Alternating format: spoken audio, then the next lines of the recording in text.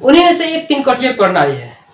वे कहा करते थे कि अगर आपके पास 1 बीघा दैट मीन्स 20 कट्ठा जमीन है ना, तो आप उसमें से 3 कट्ठे जमीन में नील की खेती करोगे। अगर उनकी बात कोई न मानता तो उनको प्रताड़ित किया जाता था।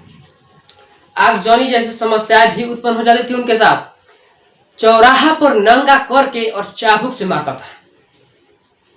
बहुत उत्प्रेरण करता था हम लोग के साथ।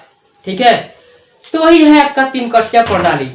नील की खेती करना कोई गलत बात नहीं थी, परंतु ये खेती करने से होता क्या था कि हमारी खेतों की उर्वरा शक्ति ही समाप्त हो जाती थी। खेतों की उर्वरा शक्ति एक बार चली जाती तो लगभग 3 साल 4 साल तक कोई भी आप उसमें फसल रोपिए, उसकी उर्वरा शक्ति ही जब खेतों की चली गई तो फिर कोई फसल भला कैसे उग पाएगी। ठीक है, या फिर कोई कोई जमीन तो ऐसी भी होती थी कि पूरी तरह से बंजर हो जाती थी, और जब जमीन ही बंजर हो जाए तो उसमें कोई भी फसल कैसे उग पाएगी। इसी आंदोलन को लेकर के बिहार का एक जिला जिसका नाम पूर्वी चंपारण तथा पश्चिमी चंपारण,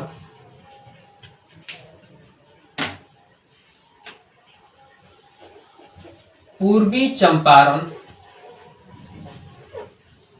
तथा पश्चिमी चंपारण, जो कि बिहार का बहुत ही मस्त स्थान है। कभी आप एज ए विजिट टूरिस्ट बन करके जाओ तो इनके इलाकों का एज विजिट अवश्य करें, मजा आएगा आपको। देखिए, पूर्वी चंपारण और पश्चिमी चंपारण में अंग्रेजों ने जबरदस्ती क्या किया था कि वहां के किसानों से कहता था कि अगर आपके पास 1 बीघा जमीन है, दैट मीन्स 1 बीघा बराबर आप जानते हो कि 20 कट्ठा जमीन होता है। ठीक है, तो अगर आपके पास 20 कट्ठा जमीन है तो 20 का 3 कट्ठा जमीन में आपको नील की खेती करनी होती थी जबरदस्ती। अगर आप नील की खेती नहीं करोगे तो आपका चौराहा पर ले जाकर के नांगा करके मारा जाता था। और इसी आंदोलन को लेकर के, चूंकि वहां किसानों से जबरदस्ती इस प्रकार का खेती करवाया जाता था, वे खेती करने के लिए तैयार नहीं थे क्योंकि उनकी उर्वरा शक्ति खत्म हो जाती थी खेतों की, और एक बार उर्वरा शक्ति नष्ट हो जाती थी तो भूमि लगभग बंजर हो जाती थी।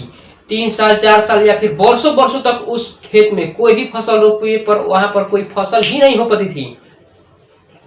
यही कारण है कि किसान नील की खेती नहीं करना चाहते थे, लेकिन